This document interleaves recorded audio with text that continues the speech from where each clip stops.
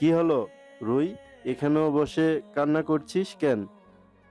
আর ইয়ান aunty তারা কোথায়? রুয়ানা এবার ওদের দিকে তাকিয়ে বলে, তোমরা এসেছো? আমার বাসায় নেই, নানা বাড়ি গেছে। কাল আসবে, নানু অসুস্থ। আপু ভার্সিটি থেকে এসে নিজের রুমে গিয়ে দরজা বন্ধ করে দেয়। কখন থেকে আমি ডাকাডাকি করছি, কিন্তু দরজা খোলার নামই নেই। আপু কোনো সময় এরকম করে না ভাইয়া? তোমরা গিয়ে একটু দেখো না দরজা খুলে কিনা। ওকে, কান্না থামা, দেখছি আমরা। এই বলে তারা সবাই ইয়ানার রুমের সামনে গিয়ে দাঁড়ায়। ইনু বেবি, দরজা বন্ধ করে কার কথা ভাবছিস এত? আগে জানতাম যারা প্রেমে পড়ে তারা নাকি দরজা বন্ধ করে বসে থাকে। তুই কার প্রেমে পড়েছিস বললে ভালো হতো আর কি। হ্যাঁ মানে, আর ওই প্রেম করতো আর কি? এই কপাল কি আমার আছে? আমার অক্সিজেনের খোঁজ তো আমি আজও পাইলাম না। তোদের বালের প্যাচাল বাদ দিবি? এসেছিস এক কাজে, এখন তোরা প্রেম নিয়ে পইরা আছস। তুই কি করে বুঝবি সিঙ্গেল থাকার কষ্ট? হ, আর আমি না 10-12টা বাচ্চা পয়দা করে বসে রয়েছি। কি বলিস সুমু? 3-4টা বালতি একেবারে 10-12টা বলে ফেলেছিস? হ বোন, তুই পারবি, তোর অনেক এনার্জি আছে। তাদের কথোপকথনের মধ্যে হঠাৎ করে ইয়ানা দরজা খুলে বলে, তোরা এখানে কি করছিস? ওদের তো এখন বাসায় যাওয়ার কথা। কেন, আমরা কি আসতে পারি না? আলহামদুলিল্লাহ, ভিতরে আসতে বলছিস তাহলে? আমি তো ভাবছিলাম আজকে আমরা সবাই তোর দরজার বাইরেই খেয়ে ঘুমিয়ে পড়ব। যাক, বাইরে আর তাহলে থাকতে হবে না। এখন আসল কথায় আসি। দেখিনু, কোনো প্রকার মিথ্যা বলবি না। ভার্সিটিতে যা যা হয়েছে সব বলবি। এত ভয় পেয়ে আছিস কেন?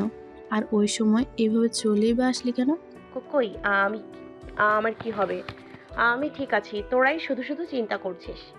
তাই তাহলে আমাদের দিকে তাকিয়ে কথা বলতে পারছিস না কেন? আর এত অন্যমনস্ক কেন? ইয়ানা এবার নিজেকে ধরে রাখতে না পেরে কান্না করে দেয়। সবাই এবার হতভম্ব হয়ে ইয়ানার দিকে তাকিয়ে থাকে, কারণ ইয়ানা খুবই স্ট্রং একটা মেয়ে। কোনো বড় কারণ ছাড়া ইয়ানা কান্না করার মতো মেয়ে নয়। এমনকি সাইমনের সাথে সম্পর্ক বিচ্ছেদও নিজেকে সবসময় স্ট্রং রেখেছে, ভেঙে পড়েনি। তাহলে আজ এইভাবে কান্না করছে কেন? কি হয়েছে ইনু, এইভাবে কাঁদছিস কেন? যদি আমাদের নিজেদের বন্ধু মনে হয় প্লিজ বল। দেখ, আমরা কখনো কোনো কথা গোপন করিনি, তাই আশা করব আজ তুইও করবি না। ইয়ানা তাদের ধীরে ধীরে সবকিছু খুলে বলে। একটা রাহেনের কি কম ছিল যে আরেকটা রাহেনের আমদানি হলো? এমনি এই বেডের জন্য শান্তি নেই, এ আবার কোন ভেজাল? আচ্ছা ইনু, তুই কি ছেলেটাকে চিনিস? না, মুখ দেখতে পাইনি, অন্ধকার ছিল, আর রাতে যখন আসে তখন আমি ঘুমে থাকি। তাহলে বুঝবো কিভাবে কে ছিল? তবে আমরা লোকটাকে একটা উপায় ধরতে পারি। কি উপায়? তারপর আয়াত সবাইকে নিজের প্ল্যানের কথা বলে। কেন জানি না, অজানা একটা ভয় করছে। যদি ছেলেটা বুঝতে পেরে যায়, পরে তোদের কোনো ক্ষতি করে তখন। আরে চাপ নিস না, কিছু হবে না। হবে হয়তো কোনো বখাটে, পিঠে কয়েকটা পড়লে এমনি ঠিক হয়ে যাবে। ঠিক বলেছিস। তাহলে এখন আমরা যাই, রাতে আসবো। বলে সবাই চলে গেল। কোনো একটা বন্ধ ঘরে চেয়ারের সাথে হাত পা বাঁধা অবস্থায় পড়ে আছে 3টি ছেলে। বন্ধ ঘর বলেই ভুল হবে, একটা নরকের মতো, যার চারপাশে মাংসে পচা গন্ধ, চারিদিকে দেওয়ালে রক্তের ছাপ, মেঝের স্যাঁতসেঁতে যেখানে বিভিন্ন পোকার বসবাস, দেখলে যে কারোর গা গুলিয়ে আসবে। ছেলেগুলো বারবার বাঁচার জন্য অনুরোধ করছে। এক একটার অবস্থা খুবই খারাপ, কারোর চোখ তুলে নেওয়া হয়েছে, তো কারোর পা হাত পা কেটে দেওয়া হয়েছে। লোক ছেলেগুলো গগন বিদায়ী চিৎকারে। সামনে থাকা লোকটার কোনো হেলদোল নেই, সে নিজেই শাস্তি দিতে ব্যস্ত। প্লিজ স্যার, আমাদের ছেড়ে দিন, আমরা আর কখনো ওকে বিরক্ত করব না। স্যার, আমরা জানতাম না উনি আপনার কিছু হয়। হ্যাঁ স্যার, আমরা জানলে কখনো ওনার ত্রিসীমনে আসতামই না। ছেড়ে দিন আমাদের। সামনে থাকা ব্যক্তিটির চোখ দুটি লাল, কিন্তু শান্ত গলায় বলে, জানিস তো, অগ্নি চৌধুরীর কাছে ক্ষমা বলে কোনো শব্দ নেই। তোরা আমার কলিজায় হাত বাড়িয়েছিলি, সেই হাত থাকবে ভেবেছিস? বলেই এক কোপে প্রথম ছেলেটির হাত শরীর থেকে আলাদা করে দেয়। পরপর সবগুলোরই একই অবস্থা করে। ছেলেগুলো চিৎকার দিয়ে মাটিতে লুটিয়ে পড়ে। আরিফ, লাশগুলো কুকুর দিয়ে খাওয়া। আর রায়ান, আমার সাথে চল। রায়ান, তারা সবাই এইসবে অভ্যস্ত হয়ে পড়েছে, কিন্তু আজ অনেকদিন পরে এমন নির্মম মৃত্যু দেখেছে। কোনো বড় কারণ ছাড়া হয়তো হতে পারে না। রায়ান যেন ওদের এই মৃত্যুতে একটা ঘোরের মধ্যে চলে যায়। আহান কিছুটা দূরে গিয়ে দেখে রায়ান এক জায়গায় দাঁড়িয়ে আছে। কিরে, এখানে থাকার প্ল্যান আছে? তাহলে বল, এখানে রেখে যাই। আহানের এই ঠান্ডা মাথার হুমকি রায়ানের যান যায় অবস্থা। এই জায়গাতে নাকি কামড় দিয়েও থাকা যায় না, বমি চলে আসে, আর এখানে থাকা অসম্ভব। রায়ান একটু হাসার অভিনয় করে বলে, আরে কি যে বলিস না, আমি এখানে থাকতে যাব কেন? তোর এই জঘন্য টর্চার কি মানুষ থাকা যায় নাকি? দেখলেই বমি আসে। ঠিক আছে, তুই এইখানেই থেকে যা। এমনিতে অনেক দিন ধরে ভাবছিলাম তোকে এইখানে রেখে যাব। তাহলে আজ রেখে যাই, কি বলিস? রায়ান এবার কান্না করে দেওয়ার মতো অবস্থা। প্লিজ ভাই, আমারে এখানে রেখে যাস না। আমার বউটার সাথে মাত্র দেখা হয়েছে।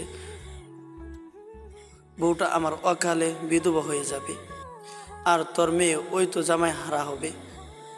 কি, কখন থেকে মেয়েদের মতো কান্না শুরু করে দিয়েছিস?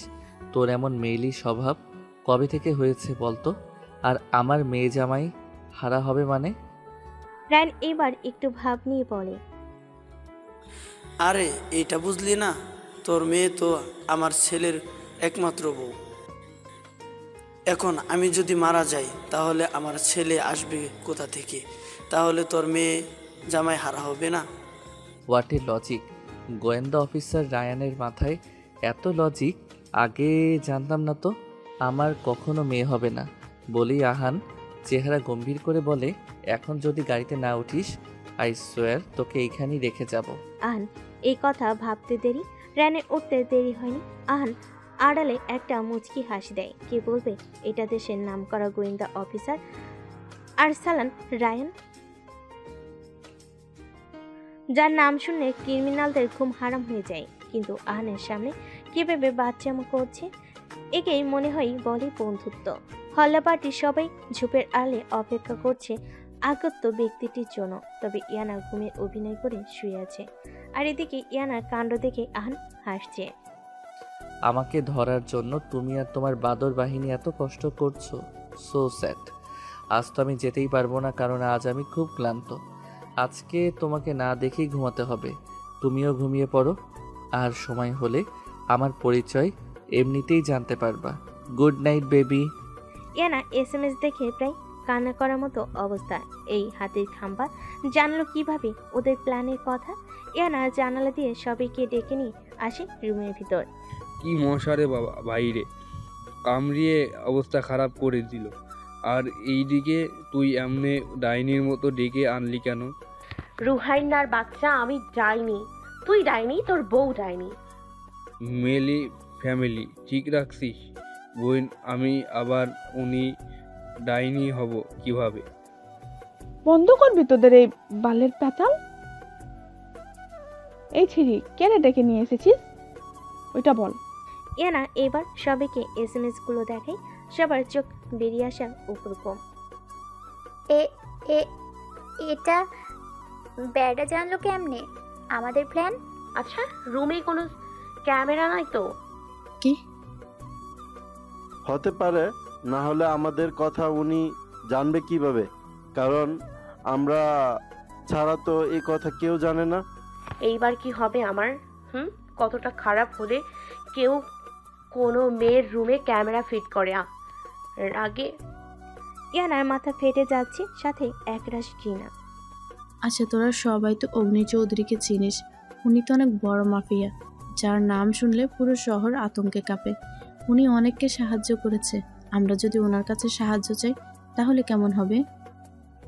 এতদিন জানতাম তুই অনেক বুদ্ধিমতী, কিন্তু আজ দেখলাম তোর মাথা পুরোই ফাঁকা। বুদ্ধি বনি গাদা। অগ্নি চৌধুরী অনেক বড় মাপের মাফিয়া, উনি আমাদের কথা শুনতে যাবে কেন? তা অবশ্য ঠিক, কিন্তু একটা উপায় আছে। আমরা যদি আহান ভাইয়াকে বলি তাহলে কেমন হয়? উনি না হয় আমাদের অগ্নি চৌধুরীর সাথে দেখা করতে সাহায্য করবেন। হুম, তা করা যায়। তাহলে কাল আমরা আহান ভাইয়ার সাথে দেখা করে সব খুলে বলবো। ঠিক আছে, তাহলে আমরা যাই। এদিকে আহান অফিসের কাজ শেষ করে বাড়িতে যায়। গিয়ে দেখে দাদুমণি বসে আছে। আরে দাদুমণি, তুমি এখনো ঘুমাওনি? কি করে ঘুমাবো? তুই এখনো বাসায় আসিসনি আর এইরকম লাগতেছে কেন তোকে? দাদুমণি, আমি কোনো ছোট বাচ্চা নই, আমাকে নিয়ে এত টেনশন করতে হবে না। এখন থেকে ঘুমিয়ে পড়বা, না হলে আমি আর বাড়ি আসবো না। এই বলে আহান সিঁড়িতে উঠতে গিয়ে থমকে যায় কারোর ডাক শুনে। আহান এবার পিছনে তাকিয়ে বলে, কিছু বলবেন? কেমন আছো তুমি? খারাপ থাকার তো কোনো কারণ নেই মিস্টার চৌধুরী। আমি এখন আর ছোট বাচ্চা নই যে কারোর দেখাশোনার উপরে নির্ভর করে থাকব। সাজিদ চৌধুরী খুব ভালো করে বুঝতে পেরেছেন এই কথাটা আহান তাকে খোঁচা মেরে বলেছে। সাজিদ চৌধুরী আর কোনো কথা পায়নি, নিজের রুমে চলে যায়। আহিয়ান খাবে না? না দাদুমণি, খেয়ে এসেছি, এই বলে আহান নিজের রুমে চলে যায়। আকাশ, রুহান, আরোরা, ইয়ানা, সুমাইয়া, আয়াত ওরা সবাই অপেক্ষা করছে আহানের জন্য, কিন্তু আহান এখনো আসার নাম নেই। আহান ভাই আসবে তো? আরে আসবে আসবে, আর একটু অপেক্ষা করি। এই তো আহান ভাইয়া আসছে। ইস, কি হ্যান্ডসাম! দেখলে 1000 বছর তাকিয়ে থাকতে ইচ্ছে হয়। থাক, মানা করলো কে? ঠিক তখনই আহান তাদের সামনে এসে দাঁড়িয়ে বলে, কেমন আছো তোমরা? কি জন্য ডেকেছো বলো? আসলে ভাইয়া একটা বাঁদরের খোঁজ করতে। হোয়াট? বাদরের খোঁজ করতে মানে? সুমাইয়া এবার বল। আসলে বাদর না ভাইয়া, বাদর রূপী লেজবিহীন মানুষ। আসলে ইয়ানাকে খুব বিরক্ত করছে কয়েকদিন ধরে। তাদের কথা শুনে আহান এবার কাশতে শুরু করে। আহান এই মনে হয় প্রথম ব্যক্তি যে কিনা নিজে দাঁড়িয়ে থেকে নিজের নামে এত প্রশংসা শুনেছে। আহানের কাশি দেখে ইয়ানা ব্যাগ থেকে পানি বের করে দেয়। এই নিন, এইটা খেয়ে নিন। না লাগবে না, আমি ঠিক আছি। মনে হচ্ছে তোমরা দুপুরে কিছু খাওনি। চলো একটা রেস্টুরেন্টে যাওয়া যাক, তারপর ধীরে সুস্থে তোমাদের কথা শুনবো। না না ভাইয়া, আমরা এখানেই ঠিক আছি। আর তাছাড়া এখানে আমাদের ছোট বোন আসবে। আমি এসে গেছি আরু আপু। এই তো এসে গেছে। রুই মাছ, আসেন, আপনার জন্যই অপেক্ষা করছি। রুয়ানা এইবার আহানকে লক্ষ্য করে, মুখ আপনা আপনি হাঁ হয়ে যায়। এত সুন্দর ছেলে ওর সামনে দাঁড়িয়ে আছে, ও ভাবতেই খুশিতে আত্মহারা। রুয়ানার অবস্থা দেখে খোঁচা মেরে বলে, রুই মাছ, এভাবে তাকাতে নেই বোন, উনি আহান ভাইয়া। তাহলে এই আহান ভাইয়া? সত্যি ছেলেটা অনেক স্মার্ট। রুয়ানা এবার নিজেকে স্বাভাবিক করে বলে, আসসালামু আলাইকুম ভাইয়া। আহান এতক্ষণ রুয়ানাকে পরখ করতে ব্যস্ত ছিল, কারণ এই পিচ্ছির প্রেমে যে তার বন্ধু পড়েছে তা সে ভালোভাবেই বুঝতে পেরেছে। আহান রুয়ানার সালামের জবাব দিয়ে বলে, দেখো রুয়ানা, ও চলে এসেছে, চলো এখন যাওয়া যাক। আমিও দুপুরে কিছু খাইনি। কোনো কিন্তু নয়, চলো। ভাই বলে ডেকেছো আর ভাইয়ের সাথে দ্বিধাবোধ করছো? ঠিক আছে ভাইয়া, চলুন। আহান এক পলক ইয়ানার দিকে তাকিয়ে বলে, চলো। তারা একটি নামকরা রেস্টুরেন্টে প্রবেশ করে, যে যার মতো অর্ডার করে। এইবার বলো, কি বলছিলে? আসলে ভাইয়া, আমরা অগ্নি চৌধুরীর সাথে দেখা করতে চাই। আহান কিছুটা ভুরকুচকে বলে। কেন? ইয়ানা এবার আহানকে সবকিছু খুলে বলে। আহান সবকিছু শুনে বলে, তোমাদের মনে হয় অগ্নি চৌধুরী তোমাদের এই সামান্য কাজে আসবে? আপনার কাছে এটা সামান্য হতে পারে মিস্টার আহান চৌধুরী, কিন্তু এটা আমার কাছে অনেক। একটা মেয়েকে দিনের পর দিন মানসিকভাবে টর্চার করছে, একটি মেয়ের ঠোঁটের ভার্জিনিটি কেড়ে নিয়েছে, সেটাকে আপনার সামান্য মনে হয়? ইয়ানা রেগে গিয়ে কি বলে ফেলেছে সে বুঝতে পেরে নিজের মুখ চেপে ধরে, কারণ ইয়ানা সবকিছু বলল, চুমু খাওয়ার ব্যাপারে কিছু বলেনি। বোন, এই কথা আমাদের বলিসনি কেন? ছেলেটা তাহলে রোমান্টিক আছে, তাই না? ঠোঁটের যে ভার্জিনিটি হয় জানতাম না তো। জানতেন না? এখন জেনে নিন প্লিজ ভাইয়া, অগ্নি চৌধুরীর সাথে দেখা করিয়ে দিন। ইয়ানা মুখে ভাইয়া ডাক শুনে আহানের যেন রাগটা বেড়ে যায়, যে এখানে থাকলে নিঘাত কিছু করে বসবে। ঠিক আছে, তোমরা কাল এসো, আমি এখন যাই। এই বলে আহান বিল মিটিয়ে দিয়ে এখান থেকে চলে গেল। গেল রে গেল, আমার 2 মিনিট ক্রাশ খাওয়া ছেলেটা চলে গেল। চুপ কর ছেড়ি, আমাদের ওই এখনো বিয়ে হয় নাই। ক্রাশ নামক বাস খাওয়ার দরকার নাই, পরে খাইস। কি হলো আকাশ, তোকে আজ অন্যরকম লাগছে, কিছু কি হয়েছে? আমিও দেখছি আসছি পর থেকে কেমন একটু অন্য মনস্ক। কাল অবনী আমাকে বলেছিলি যদি সত্যি আমি তাকে ভালোবাসি তাহলে আমি যেন হাত কেটে ওর নাম লিখি। তারপর আমি একটা মোরগ কিনে নিয়ে যাই বাজার থেকে, সেই মোরগের রক্ত দিয়ে ওর নাম লিখি, ওকে দেখাই। ও ভেবেছিল সত্যি সত্যি আমি নিজের হাত কেটে ওর নাম লিখেছি। ও আমাকে বকতে শুরু করে, সারা রাত কান্না করে। ও ভেবেছে ওর এই মজার জন্য আমি নিজেকে কষ্ট দিয়েছি। ও সকালে আমাদের বাসায় যায়, গিয়ে দেখে আমি ঘুমিয়ে। তারপর আমাকে ডেকে তুলে আমার হাত দেখে ও আমার দিকে এক দৃষ্টিতে তাকিয়ে থাকে। ওর দৃষ্টি অনুসরণ করে বুঝতে পারি আসল কাহিনী। কাল যে হাত কেটেছিলে, কাটা চিহ্ন কোথায় আকাশ? তার মানে তুমি আমার সাথে মিথ্যে বলেছ? সম্পর্ক শুরু হওয়ার আগে মিথ্যে? আমি জাস্ট মজা করে বলেছিলাম, তাই বলে তুমি মিথ্যের আশ্রয় নেবে? এই বলে অবনী আমাকে কিছু বলার সুযোগ না দিয়ে বেরিয়ে গেল। আম্মু পিছনে ডাক দিলে ও বলে, তোমাদের বাড়িতে আর আসবো না পপি। আমার জন্য কাউকে মিথ্যে বলতে হবে না আর। পরে আম্মু এসে আমাকে শাসায়। এখন আমি ফোন দিলে ফোন ধরছে না, SMS রিপ্লাই দিচ্ছে না, এখন কি করব আমি? আকাশ অবনীর ফুফাতো ভাই। তারা একটানা 3 বছর ধরে রিলেশনে আছে। একসময় বাড়ির সবাই জানাজানি হয়। আকাশের পড়া শেষ হলেই তাদের বিয়ে। এখন গল্পে আসা যাক। আকাশের কথা শুনে সবাই উচ্চস্বরে হেসে দেয়। মানে কি আকাশ, হাত কাটার কথা বলেছিল বলে তুই মুরগির রক্ত দিয়ে নাম লিখেছিস? ওহের রোমিও, মজা নিচ্ছিস? দেখ বোন, কোনো উপায় বের করে দে, নয়তো আম্মুর হাতে বাঁশ খেতে হবে।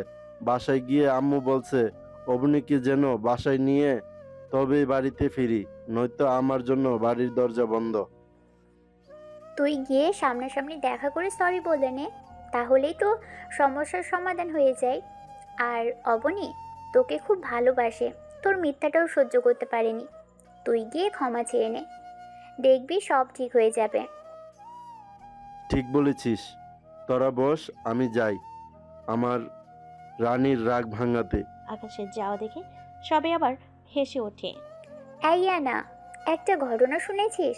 তোকে ওই দিন কয়েকটা ছেলে বিরক্ত করেছিল, তাদের অর্ধেক হওয়া লাশ পাওয়া গেছে।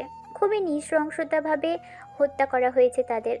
দেখলেই ভয়ে আত্মা কেঁপে ওঠে। বলছিস ওদের আবার কে মারবে? আচ্ছা ওই সাইকোটা না তো আমাকে একবার বলেছিল যদি কোনো ছেলে আমার দিকে চোখ তুলেও তাকায় তাহলে তাদের এমন অবস্থা করবে যা দেখলে যে কারোর গা শিউরে উঠবে।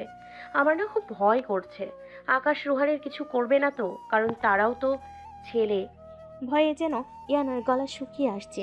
আরে না, আমার আর আকাশের কোনো ক্ষতি করবে না। যদি করার হতো তাহলে অনেক আগেই করতো। আর তোকে আমাদের থেকে দূরে থাকার কোনো হুমকিও দেয়নি, তাহলে আমাদের কিছু করবে না। এখন আমার বাড়ি যাওয়ার দরকার, কারণ আজ আম্মু নানা বাড়ি থেকে চলে আসবে। আপু চলো। এই বলে যে যার মতো আতঙ্ক নিয়ে নিজ নিজ গন্তব্যে চলে যায়। আর নিজের অফিসে গম্ভীর হয়ে বসে আছে। তার সামনে ইউভি, রায়ান আর আরিফ বিগত আধা ঘন্টা দাঁড়িয়ে আছে। ইউভি এবার কিছুটা বিরক্তি নিয়ে বলে, সেই কখন থেকে দাঁড়িয়ে আছি, আমাদের মতো নিষ্পাপ ছেলেগুলোর উপর একটু দয়া করে কি বলবি বলে ফেলো। আন এবার বসা থেকে উঠে একটু গম্ভীরতা রেখে বলে, আমাকে দেখে কি বাদরের মতো মনে হয়? সবাই যেন ভিমরি খাওয়ার মতো অবস্থা। কি বলছেন এসব ভাই? আপনি বাদরের মতো হতে যাবেন কেন? বাদররা খুবই প্রাণ সচ্ছল, আর আপনি সারাদিন একবার হাসেন কিনা সন্দেহ আছে। আপনি বাদরের মতো হতেই পারেন না। আপনার সাথে বাদরের তুলনা করলে বেচারা বাদরদের অপমান করা হবে ভাই। আন আরিফের দিকে রাগী দৃষ্টি নিক্ষেপ করে তাকায়। রায়ান আরিফকে খুঁচা দিয়ে ফিস ফিস করে বলে, ওকালে প্রাণ হারাবার ইচ্ছা আছে নাকি? হঠাৎ তুই আমাদের এই প্রশ্ন জিজ্ঞাসা করছিস কেন?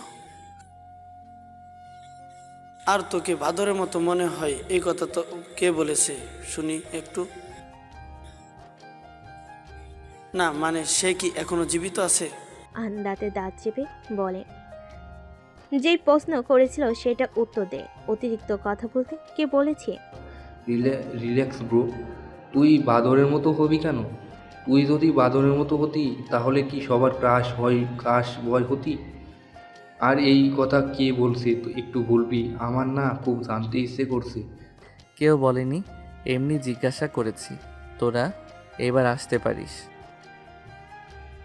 আর আরিফ, কাল কয়েকজন ছেলে মেয়ে আসবে, তাদের যাতে আসতে কোনো রকম অসুবিধা না হয়। সবার দিকে তাকিয়ে রায়ান বলে ওঠে, কে আসবে দোস্ত? কোনো বিজনেস পার্টনার নাকি? জি জি ভাই, একদম মনে থাকবে। গুড।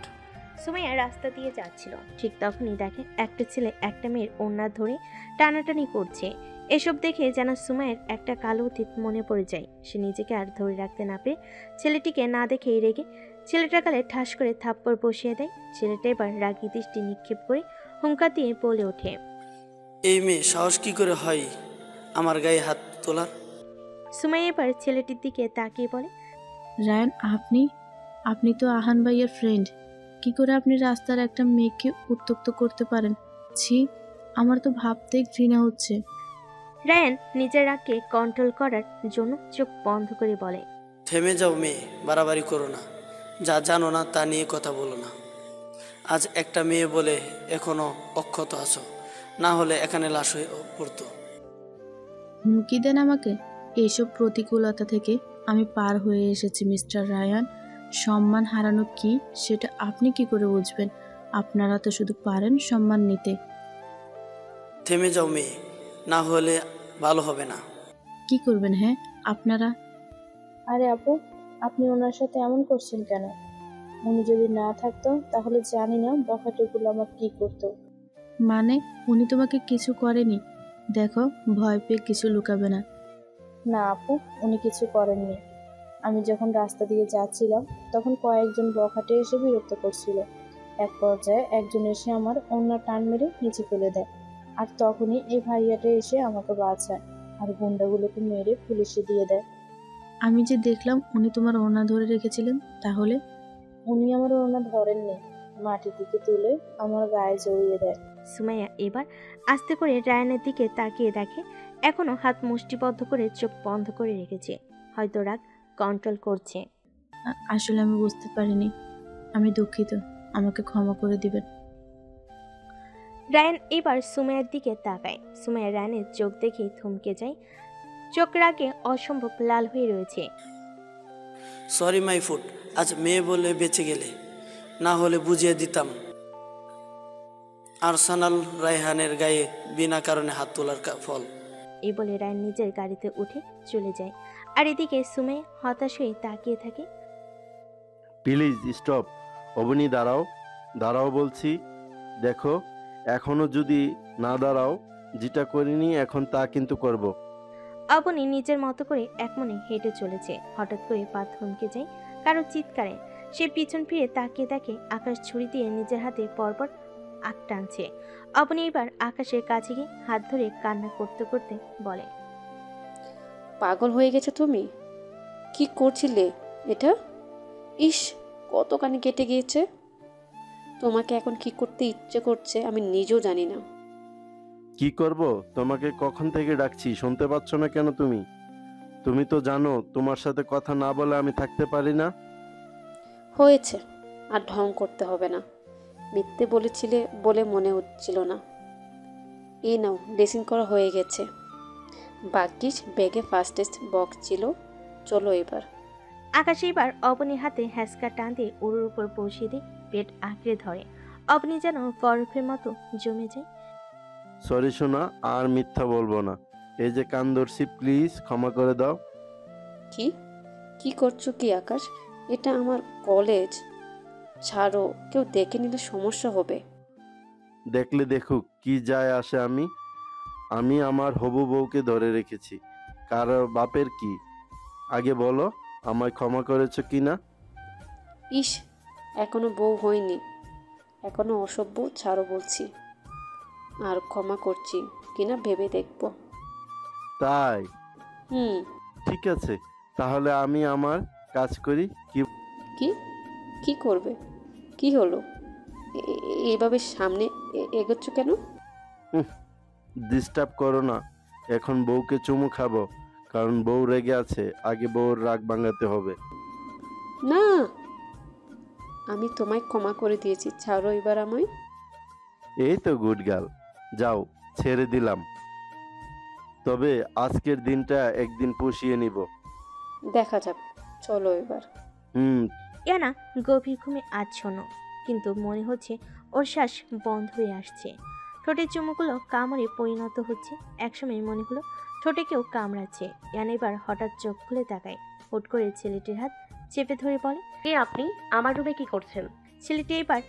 ছেলেটি এইটার জন্য মোটো প্রস্তুত ছিল না। সে নিজেকে কোনো রকম ছাড়িয়ে বেলকনি দিয়ে নিচে চলে যায়। ছেলেটির সাথে ধস্তাধস্তি করেও কোনো লাভ হয়নি। আজও দেখতে পারল না ছেলেটাকে। হঠাৎ ইয়ানা নিজের হাতে খেয়াল করে দেখে হাতে রক্ত লেগে আছে। তার মানে ধস্তাধস্তির জন্য ছেলেটির হাতে খামচি লেগেছে।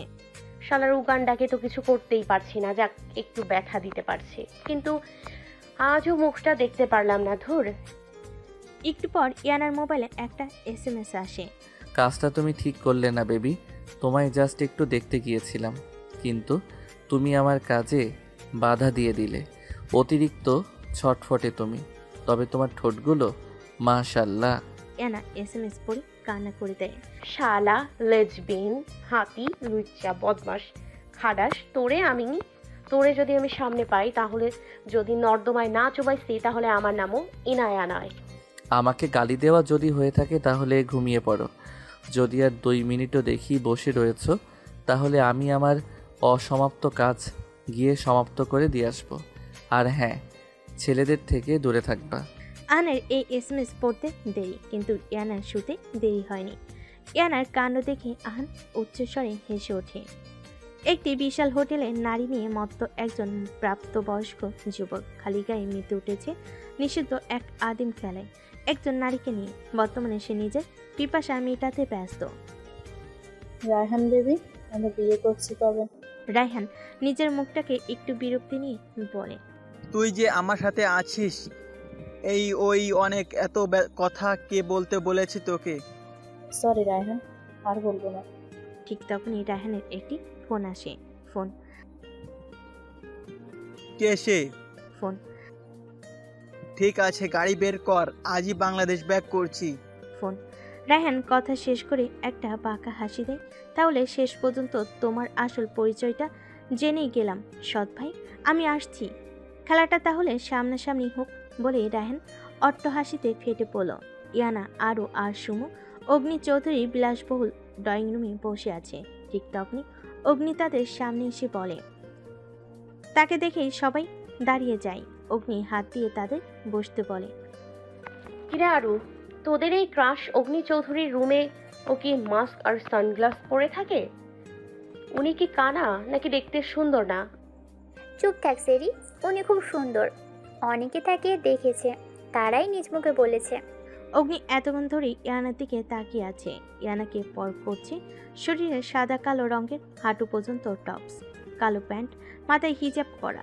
অগ্নির কাছে ইয়ানাকে কোনো পুতুলের চেয়ে কম লাগছে না। ইয়ানাদের এরকম ফিসফিস করতে দেখে অগ্নি কিছুটা গম্ভীর হয়ে বলে, কি বলবে তাড়াতাড়ি বলো, আমার হাতে বেশি সময় নেই। ইয়ানা কিছুটা আমতা আমতা করে বলে, আসলে স্যার, আমাকে কয়েকদিন ধরে একটা ছেলে বিরক্ত করছে। অগ্নি আড়ালে একটা মুচকি হাসি দেয়। তাকেই এসে কত সুন্দর করে বলছে। ইয়ানা কিছুটা রেগে দাঁতে দাঁত চেপে বলে, জানি আমরা পুলিশ আছে, কিন্তু ছেলেটা হুমকি দিয়েছে যদি এসব পুলিশকে জানায় তাহলে আমার পরিবারের ক্ষতি করে দেবে। আর সবচেয়ে বড় কথা, ছেলেটাকে আমি চিনি না। যদি চিনতাম তাহলে পুলিশের প্রয়োজন পড়তো না। ওই উগান্ডার কুত্তা লেজ কাটা হনুমান লুচ্চার জন্য আমি ইনায়ে যথেষ্ট ছিলাম। আর আমার এতটাও খারাপ দিনও আসেনি যে রাস্তার বখাটেগুলোকে সিডিউস করব। তাদের বাবা মায়েরই তো ঠিক নেই, হয়তো মা জন্ম দিয়েই ফেলে চলে গিয়েছিল। আন এবার নিজের রাগকে সংযত করার জন্য হাত দুটো মুষ্টিবদ্ধ করে ফেলে। চোখ বন্ধ করে বড় বড় শ্বাস টানে, কারণ ইয়ানা আনের বাবা মা নিয়ে প্রশ্ন তুলছে। এবার আহান ইয়ানের দিকে তাকিয়ে থেকে মনে মনে ভাবে, মেয়েটাকে যতটা বোকা ভেবেছিলাম ততটা বোকা না। মেয়েটা যথেষ্ট স্ট্রং, নয়তো যার সামনে দাঁড়িয়ে বড় বড় মাফিয়ার কথা বলতে ভয় পাই, তার সামনে এইটুকু একটা মেয়ে কিভাবে ওর নামে এতগুলো কথা বলছে। রাগে আহানের হৃদয়িক জ্ঞান হারিয়ে যায়। ইয়ানা এইবার বলে, সরি স্যার, আপনার মূল্যবান সময় নষ্ট করার জন্য। আমি ভুলে গিয়েছিলাম মাফিয়ারা কখনো কারো সাহায্য করতে পারে না, কারণ তারা। ইয়ানা আর বলল না। আরুরা আর সুমাইয়ার হাত ধরে বাইরে যাওয়ার জন্য পা পারে, তখনই আহান পিছন থেকে ডাক দেয়, দাঁড়াও। কি বলবেন বলেন, আপনার মূল্যবান সময় নষ্ট করতে চাই না। আহান বসা থেকে প্যান্টে দুহাত গুজে দাঁড়িয়ে বলে, যে অগ্নি চৌধুরীর সামনে দাঁড়িয়ে কথা বলতে সবার কলিজা কাঁপে, আর সেখানে তুমি এতগুলো কথা বলে গেলে। I Impress. সরি মিস্টার অগ্নি চৌধুরী, আমার জানা মতে আমি তো আপনাকে কিছু বলিনি। যা বলার সবই গুন্ডাটাকে বলছি, তাতে আপনি এত রিয়েক্ট করছেন কেন? আহান ইয়ানার কথা শুনে থতমত খেয়ে যায়। ইয়ানাও আর কোনো কথা বাড়েনি, এখান থেকে প্রস্থান করে। ঠিক তখনই তাদের সাথে অনাকাঙ্ক্ষিত একজনের সাথে দেখা হয়। রায়ান, আপনি এখানে? রায়ানও তাদের দেখে ভূত দেখার মতো চমকে ওঠে, কিছুটা আমতা আমতা করে বলে, আসলে হয়েছে কি, একটা কাজে এসেছিলাম, দেখো এসে তোমাদের সাথে দেখা হয়ে গেল। কিন্তু তোমরা এইখানে কিসের জন্য? আসলে ভাইয়া এখন কথা বলতে ইচ্ছা করছে না, অন্য একদিন কথা বলবো, এখন আসি। ইয়ানা তারা চলে যায়। এদিকে রায়ান ভিতরে গিয়ে যা দেখে তাতে ওর চোখ কপালে উঠে যায়, কারণ পুরো ফ্লোরে কাছের ছড়াছড়ি। আয়নের হাত দিয়ে টিপ টিপ রক্ত পড়ছে। পাশেই ইউভি শান্ত করার চেষ্টা করছে। রায়ান তাড়াতাড়ি করে আয়নের কাছে গিয়ে বলে, কি হয়েছে, এভাবে রেগে আছিস কেন? আর ইয়ানাকেও দেখলাম মন খারাপ করে বের হয়ে যেতে। আন শুধু চোখ বন্ধ করে বড় বড় শ্বাস টানছে। এবার ইউভি সব কিছু খুলে বলে। রায়ান একটা দীর্ঘশ্বাস ছেড়ে বলে, আন দেখ, ইয়ানা তো জানে না যে তুই সেই ছেলেটা, তাই না? ও তোর মাকে বলেনি, ও তো ওই ছেলের মাকে বলেছে। আন এবার রায়ানের মুখ চেপে ধরে চিৎকার করে বলে, আমার মা নেই, আমি অগ্নি চৌধুরী নিজের জন্য নিজেই যথেষ্ট, বুঝেছিস তুই? আহান কি করছিস? কি স্যার ওকে? আহান ও মরে যাবে স্যার। আন এবার রায়ানের গলা ছেড়ে সেখান থেকে গাড়ি নিয়ে বের হয়ে যায়। রায়ান চারাপে কাশতে থাকে। ইডিয়েট, তুই জানিস না ওর মাকে নিয়ে কিছু বললে ও পাগল হয়ে যায়, প্রায় পাগল হয়ে যায়, এমনকি রেগেছিল। এখন কোন বুদ্ধিতে বলতে গেলি? সরি, আমি তো ওকে জাস্ট বোঝাতে চেয়েছিলাম। এই ইউবি আহান ইয়ানার সাথে কিছু করবে না তো? তোর মনে নেই যে কে কিভাবে মেরেছিল? জাস্ট জন্ম পরিচয় নিয়ে কথা বলছিল বলে। ইয়ানাকে কিছু করবে না তো? যেভাবে রেগে বের হয়ে গেছে, ব্রো তাড়াতাড়ি আহানের কাছে চল। ইয়ানা, সুমো আরও তারা একটা কফি শপে আছে, যাই। কি রে ইয়ানা, তোকে এত অন্যমনস্ক লাগছে, কি ভাবছিস? দেখ, তুই যদি ওই মাফিয়ার কথাগুলো ভেবে থাকিস তাহলে ভুলে যা। আমাদেরই ভুল হয়েছে ওখানে যাওয়া। ভুলে গিয়েছিলাম সে একজন মাফিয়া, শুধু লোক দেখানোর জন্য কয়েকটা ভালো কাজ করে। তাদের শিরায় শিরায় খারাপ কাজ বিদ্যমান। তাই ও যদি বলে কাউকে সিরিয়াস করছিস, কিছু যায় আসে না। একদম ঠিক বলেছিস, কত কষ্ট করে ক্রাশ খাইছিলাম। ধুর, এখন ভাব ওই ছেলেটাকে ধরবে কিভাবে। এন একটা মুচকি হাসি দিয়ে বলে, ধরে ফেলেছি ওকে, আমি শুধু সময়ের অপেক্ষা। আর সুমো আশ্চর্য হয়ে বলে, কি বললি ধরে ফেলেছিস মানে? কি ইনু? কে সে? আর কোথায় থাকে কিভাবে বুঝলি?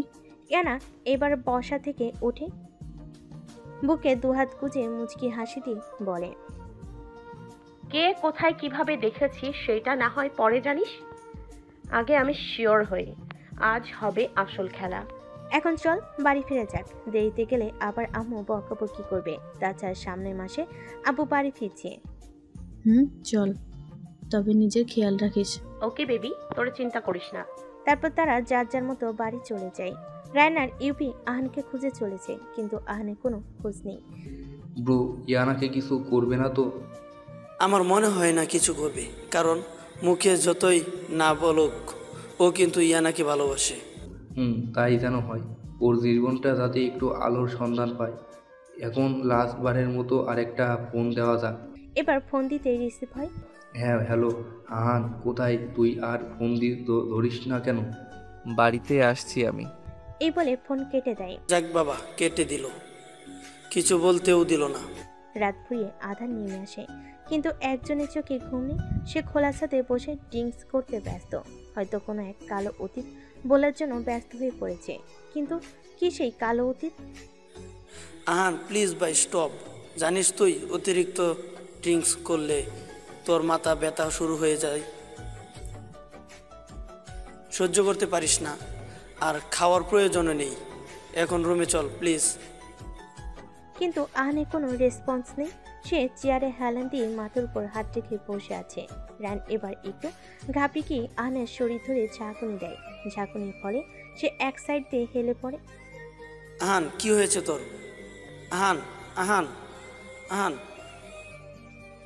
এমন কয়েকবার ডাকার পর আহানের রেসপন্স নেই। ও নো, ও তো সেন্সলেস হয়ে পড়েছে। রায়না এবার ইউভিকে ডাক দেয়। ইভি ওয়াশরুমে ফ্রেশ হতে গিয়েছিল। রায়নের চিৎকার শুনে তাড়াতাড়ি করে ওয়াশরুম থেকে বের হয়ে আসে। কি হয়েছে ব্রো, এভাবে চিৎকার করছিস কেন? সেন্সলেস হয়েছে আবার। ওকে ধর, রুমে নিতে হবে। ধর।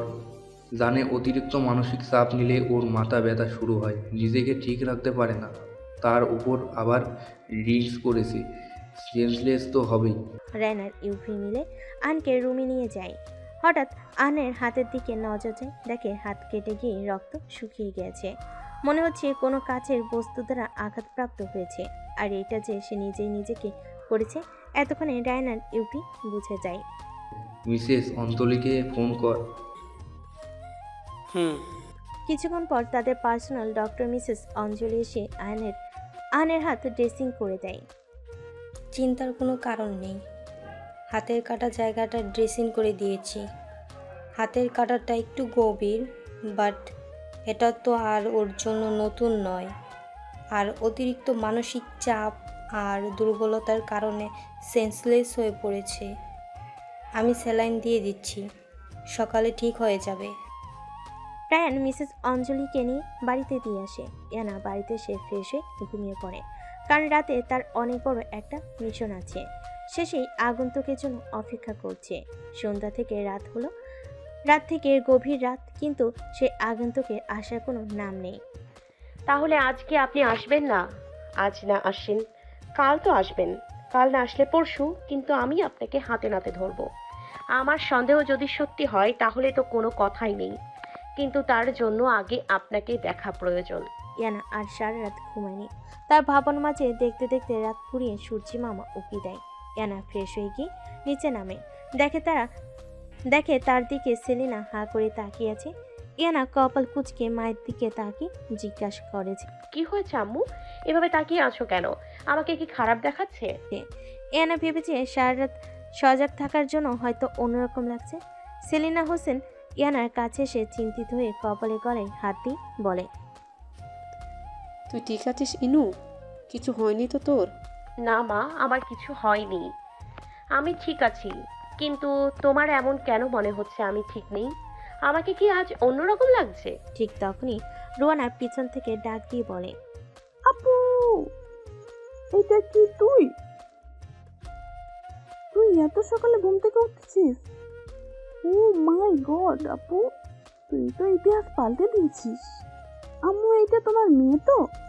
এনা এতক্ষণে বুঝতে পেরেছে আসল কাহিনী। এনা এবার কিছুটা বিরক্ত হয়। কেন সে কি কোনোদিন সকালে ঘুম থেকে ওঠেনি? সবে এমন ভাব করছে যেন আজ প্রথম উঠেছে। কেন রে, আমি কি কোনোদিন সকালে ঘুম থেকে উঠিনি? জারুর বাড়ি খেয়ে। রোয়ানা এবার ঠিক করে হেসে দেয়। ইয়ানা এবার কিছুটা রেগে যে বলে, ঠিক আছে, তোমরা দুইজন থাকো, আমি গেলাম, কিছু পড়া আছে। এই বলে ইয়ানা উপরে চলে যায়।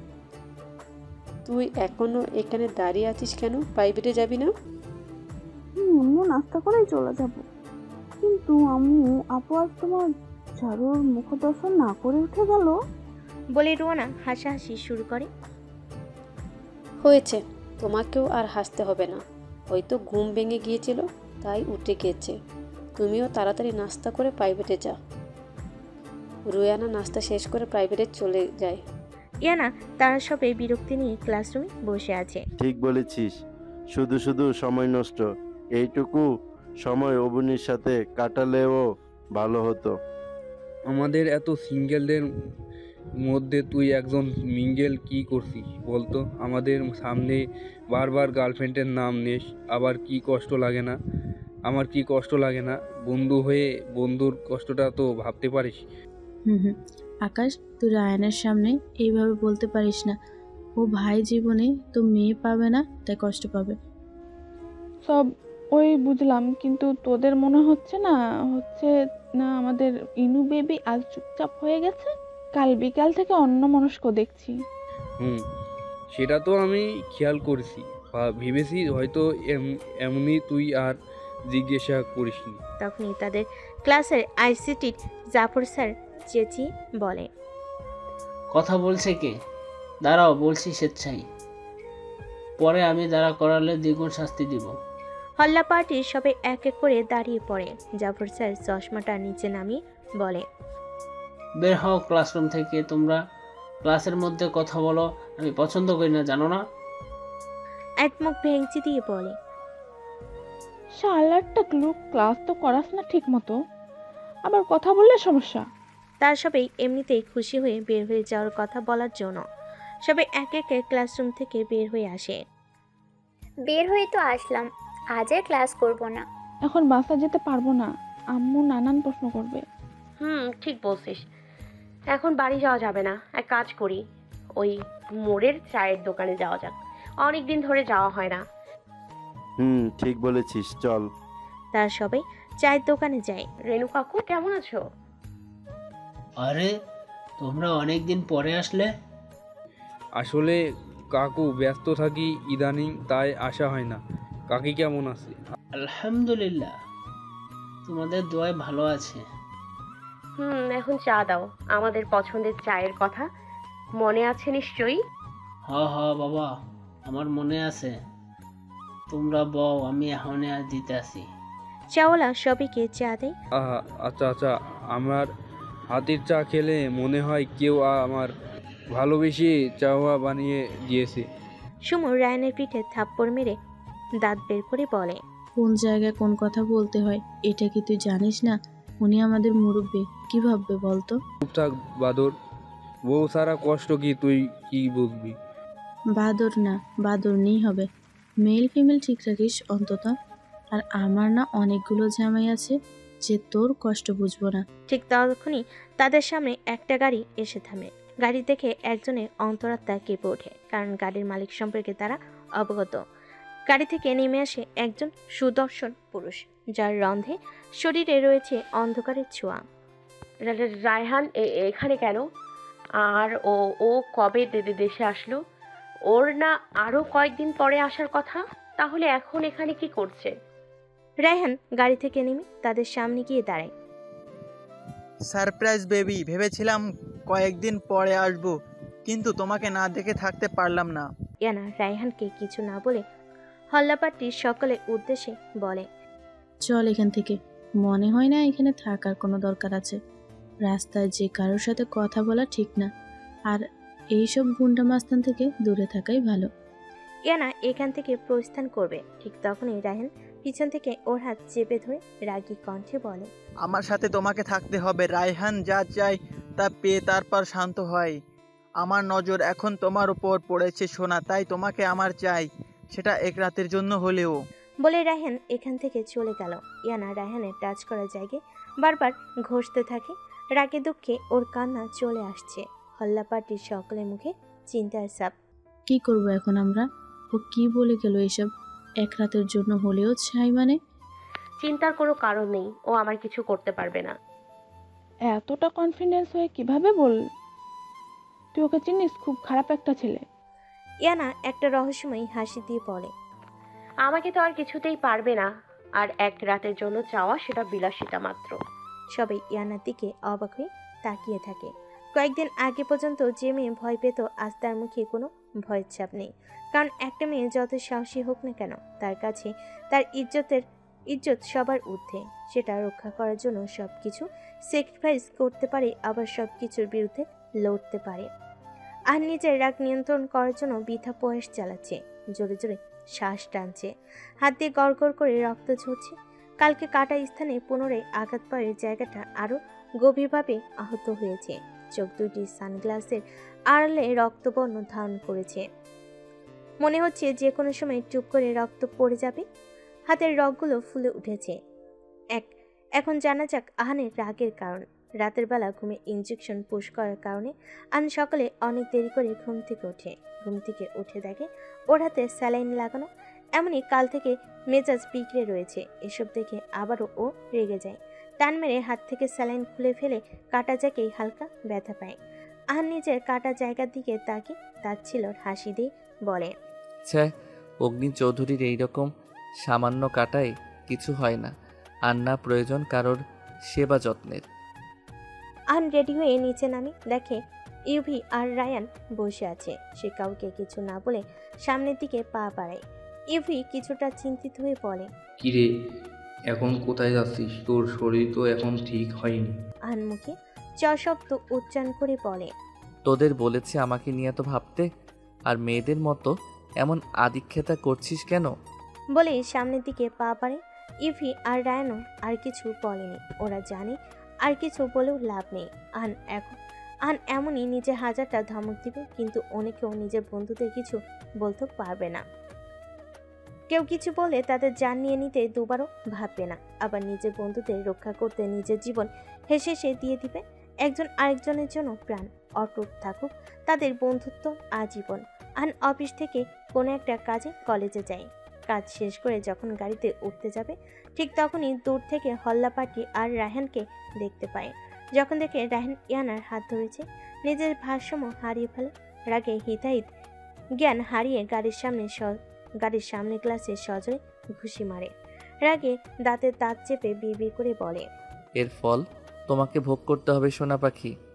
আমাকে ছাড়া অন্য পুরুষের ছোঁয়া গায়ে মাখানো তা তো অগ্নি চৌধুরী মানবে না। বড় হিংসুটে আমি, নিজের জিনিস কারোর সাথে ভাগ করি না। এ বলে আহান ওইখান থেকে প্রস্থান করে। ইয়ানা কলেজ শেষ করে বাড়ির দিকে কাউকে দৌড়ে গিয়ে জড়িয়ে ধরে। আব্বু কখন আসলে? কেমন আছো? আসতে কোনো অসুবিধা হয়নি তো? তোমার তো সামনের মাসে আসার কথা ছিল। আসাদ হোসেন মেয়ের এতগুলো প্রশ্ন দেখে হেসে ফেলে। আসতে রে মা, এতগুলো প্রশ্ন করে নিজের ছেলেকে ফেলতে চাইছিস নাকি? ইয়ানা চিন্তিত হয়ে বলে, প্লিজ আব্বু, মরার কথা আর কোনোদিন মুখে আনবে না। আসাদ সাহেব হেসে বলে, ঠিক আছে আমার মা জননী। সেলিনা হোসেন রান্নাঘর থেকে চা নিয়ে আসতে আসতে বলেন, কি কথা হচ্ছে এখানে শুনি? ইয়ানা একটু রসলো সুরে বলে, বাংলার রিনা খান নিয়ে কথা হচ্ছে আম্মু। সেলিনা মেয়ের দিকে কপাল কুঁচকে বলে, বাপ মেয়ে রিনা খানের পিছনে লাগছিস কেন? কি কথা যে বলো না আম্মু, শুধু আব্বার সম্পর্কেই বলবো, তোমাকে নিয়ে কিছু বলবো না তা কি করে হয়? সেলিনা হোসেন এতক্ষণ বুঝতে পারে আসল কাহিনী। তাকে নিয়ে বাপের কাছে এতক্ষণ নালিশ করছিল। সেলিনা হোসেন হাতে থাকা চামচ নিয়ে ইয়ানার দিকে তেড়ে যায়। তবে রে ফাজিল মেয়ে, মাকে রিনা খান ডাকছিস? ইয়ানা হাসতে হাসতে বলে, তোমাকে রিনা খান ডেকেছি তা তো গর্ব করা উচিত আম্মু।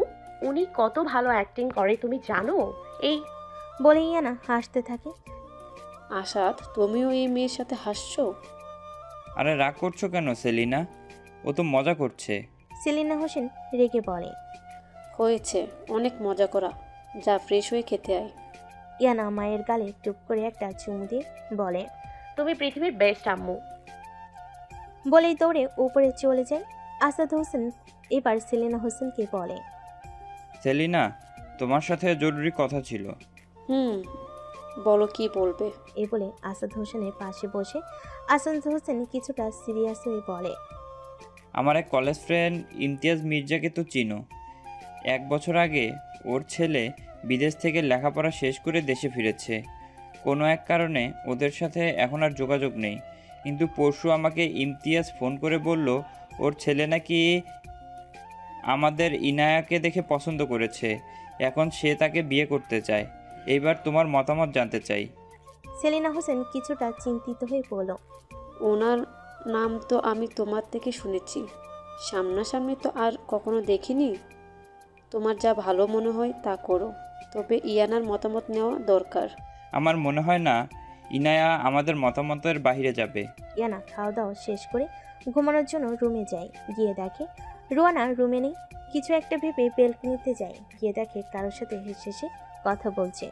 রুয়ানা ইয়ানাকে দেখে ঘাবড়ে গিয়ে বলে, আপু তুই এখানে? কার সাথে কথা বলছিস এত রাতে? আসলে আপু আমার ফ্রেন্ড জুই ফোন ধরেছিল নোট নেওয়ার জন্য। ইয়ানা কথাটা পুরোপুরিভাবে বিশ্বাস করেছে কিনা জানি না। রুমে চল, ঘুমাবি। রুয়ানা আমতা আমতা করে বলে, চলো। তার দুজনে গিয়ে ঘুমিয়ে পড়ে। তারপর আহানের গাড়ি এসে থামে ভয়ানক সেই টর্চার সেলের সামনে। রায়ান বুঝতে পারে না টর্চার সেল ঠিক আছে, তাই বলে এমন জঘন্য অবস্থা করতে হবে? দেখলে কেমন ভুতুরে বাড়ি মনে হয়। আর চারিদিকে গাগুলো গুলিয়ে আসা পচা গন্ধ। রায়ান বিড়বিড় করে বলে, বেটা আসছিস তো আসছিস, সাথে আমাকেও নিয়ে আসিস। ভাই ইউবি কই তুই? কিরে যে বললি এই বাড়িতে প্রবেশ করতে গিয়ে কতবার যে আমার রুহ ডেলে টুলে বের হয়ে চলে আসতে চেয়েছিল, তোর কোনো হিসাব নেই? রায়ানের এসব অহেতুক চিন্তার মাঝেই তারা গন্তব্যে পৌঁছে যায়। যেখানে একটা ছেলে চেয়ারের হাত পা বাঁধা অবস্থায় শুয়ে আছে। এখানে পৌঁছাতেই মাটিতে পড়ে থাকা ছেলেটি ওর দিকে নিভু নিভু নেত্রে মেলে তাকায়। দু হাত বুকে গুজে রহস্যময়ভাবে হাসি দিয়ে বলে, ওয়েলকাম মাই স্টেপ ব্রাদার। এবার কিছুটা চিন্তিত হওয়ার অভিনয় করে বলে, তুই আমার স্টেপ ব্রাদার। নো স্টেপ ব্রাদারও নয়, আসলে তুই আমার কিছুই হোস না। এখন তোকে কি করা উচিত বলতো? বলে ছেলেটার গায়ে সজোরে হকি স্টিক দিয়ে বাড়ি মারে। ফলে ছেলেটি মাটিতে লুটিয়ে পড়ে। মাটিতে পড়ে থাকা ছেলেটির হাত মাটিতে শক্ত করে চেপে ধরে একের পর এক আঘাত করতে থাকে। রেগে চিৎকার দিয়ে বলে, এই হাত দিয়ে তুই আমার জানের গায়ে হাত দিয়েছিস। এই হাত কিভাবে অক্ষত রাখি বলতো? আমার সামনে কেউ উচ্চস্বরে কথা বললেই তো তার জবান নিয়ে নেই, সেখানে তুই আমার কলিজায় হাত বাড়িয়েছিস। নিজ হাতে একটা প্লাস নেয়। র্যান ভাবতে থাকে এটা দিয়ে কি করবে। র্যানের ভাবনার ব্যাঘাত ঘটে সামনে থাকা ছেলেটি গগনবিদায়ী চিৎকারে। প্লাস দিয়ে এক এক করে হাতের নখ উপড়ে ফেলছে। এই হাত দিয়ে আমার কলিজার হাত বাড়িয়েছিস তাই না? এই বলে এক কূপে হাত থেকে মাংস আলাদা করে ফেলে। লোকটি এবার সহ্য করতে না পেরে চিৎকার দিয়ে বলে ওঠে। লোকটির চিৎকার শুনে সবাই ভয়ে তটস্থ হয়ে পড়ে। সামনে মাটিতে পড়ে থাকা ছেলেটি অবকে নিভু নিভু দৃষ্টিতে তাকিয়ে থাকে। এতদিন যে অগ্নি চৌধুরীর সম্পর্কে শুনেছে, আর যেন সেটা নিজের চোখে দেখছে। কথায় আছে না, বাপের উপরে পাপ থাকে। অগ্নি চৌধুরীর চেয়ে কতটা ভয়ানক সেটা আজ বুঝতে পারছে। রেগে হুঙ্কার দিয়ে বলে, কি বলেছিলি কুত্তার বাচ্চা? আজ এক রাতের জন্য ওকে নষ্ট করবি? You want to take honour? Agni চৌধুরীর কলিজাও, আর তুই সে কলিজায় হাত বাড়াতে চাইছিলি? বলে আবারও হকি স্টিক দিয়ে মাথায় আঘাত করে। লোকটি আবারও সহ্য করতে না পেরে জ্ঞান হারায়। স্টপ। রায়হানের অবস্থা ভালো নেই, মরে যাওয়ার সম্ভাবনা আছে। এইটুকু আঘাতে মরবে না, ওকে আমি তিলে তিলে শেষ করব। অনেক দিনের হিসাব বাকি আছে, এখন না হয় একসাথে নিব। এবার একটা ছেলেকে ডাক দিয়ে বলে, ওকে নিয়ে সেই অন্ধকার রুমে ফেলে দিয়ে আসো। না পাবে খাবার আর না পাবে আলো বাতাস। মৃত্যুর চেয়েও কঠিন যন্ত্রণায় তিলে তিলে শেষ হবে। গাড়ি গিয়ে আজকে চৌধুরী ভিলার সামনে থামে। গাড়ি থেকে বের হওয়ার সময় রায়ান আহানকে বলে, সবই তো বুঝলাম, কিন্তু তুই কিভাবে জানতি রায়হান আজকে ইয়ানাকে রেপ করবে? No, you don't know. এবার রায়ানের দিকে তাকিয়ে বলে, রায়হানের জন্ম থেকে প্রতিটা চাল আমার জানা। ওভাবে ও এই খেলার রাজা, কিন্তু ও আমার কাছে কিছুই নয়। তোর মনে আছে আশিকের কথা? রায়ান কিছুটা চিন্তিত হয়ে বলে। মনে আছে, তুই তো ওকে কাজ থেকে বের করে দিলি। আহান একটা রহস্যময় হাসি দিয়ে বলে। ওকে কাজ থেকে বের করেনি, আমার গুপ্তচর হিসেবে পাঠিয়েছিলাম রায়হানের কাছে, আর ও হয়ে উঠেছিল রায়হানের বিশ্বস্ত অ্যাসিস্ট্যান্ট। প্রতিটা মিনিট, প্রতিটা সেকেন্ডের আপডেট ও আমাকে দিত। আর শুনেছি ইয়ানাকে অনেক দিন ধরে বিরক্ত করছে। কোনো এক মাধ্যমে জেনেছে আমি নাকি ইয়ানাকে ভালোবাসি। কি বোকা আমি, নাকি কোনো মেয়েকে ভালোবাসবো। আর আজ আশিক ওই আমাকে জানিয়েছে আমাকে কষ্ট দেওয়ার জন্য ইয়ানাকে রেপ করবে। কিন্তু তুই রায়হানকে ধরলি কিভাবে? আহান রায়ানের দিকে তাকিয়ে বলে, সত্যি কি তুই গোয়েন্দা অফিসার? দেখ ভাই, হেয়ালি করিস না। রায়হানের চারপাশে অনেক গার্ড থাকে। তুই একা কিভাবে আসলি ওকে? আমাকে বা ইউবিকে সাথে করে নিয়ে যাসনি? অনেকটা বাঁকা হাসি দিয়ে বলে। রায়হানের সবচেয়ে বড় দুর্বলতা হলো নারী। নারীর সঙ্গ পেলেও সব কিছু ভুলে যায়। শুধু একটা মেয়েকে ভাড়া করেছিলাম, ড্রিঙ্কসের মধ্যে নেশার ওষুধ মিশানো ছিল। মনে হয় না আর কিছু বোঝাতে হবে তোকে। রায়ান অবাক হয়ে আহানের দিকে তাকিয়ে বলে, আর বুঝতে হবে না, বুঝতে পারছি। এত বুদ্ধি নিয়ে তুই ঘুমাস কেমনে ভাই? কেন তোর উড়োর উপর মাথা রেখে? রায়ান আহানের কথা শুনে থতমত খেয়ে যায়।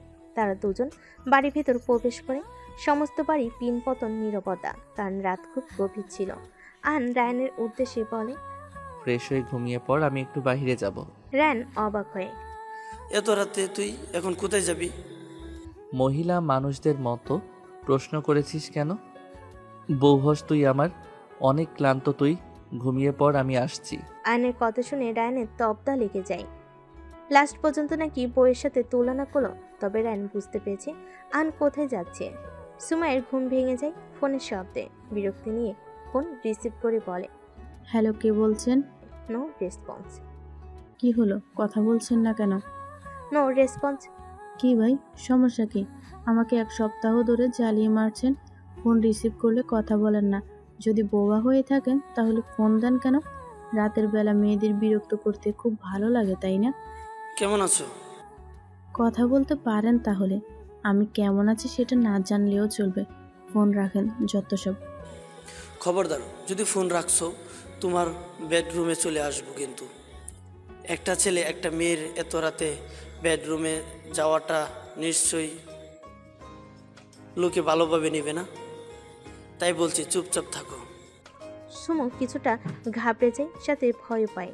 এতদিন যে ছেলে ফোন দিয়ে কথা এই বলতো না, সে আজ এইভাবে কথা বলছে। সে কিছুটা ভয় পায়, কারণ সে বাসায় একা থাকে। যদি সত্যি ছেলেটা চলে আসে, সুমো ভয়ে ভয়ে বলে, কি বলবেন বলে ফেলেন। এই তো গুড গার্ল। এখন শোনো, তোমাদের কোচিং এর একটা ছেলে আছে না, ওর থেকে দূরে থাকবে, মনে থাকবে?